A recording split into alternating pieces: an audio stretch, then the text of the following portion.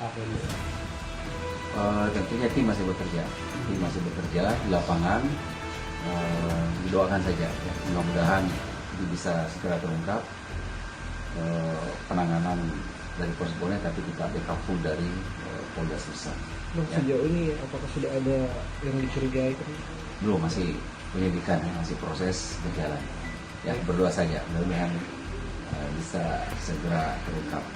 Dan tentunya juga kami butuh informasi juga dari teman-teman juga dari masyarakat, kemudian juga kalau memang ada informasi-informasi terkait ini silakan.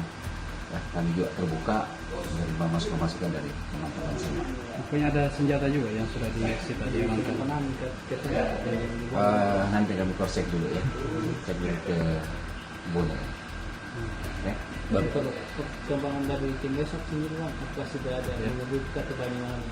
Belum, masih proses lidik. Ya. Tim masih bekerja, jadi bersabar dulu untuk perkembangan selanjutnya. Bah, kalau soal dugaan pengancaman terhadap korban, mungkin nanti teman-teman kan masih periksa nih, ya.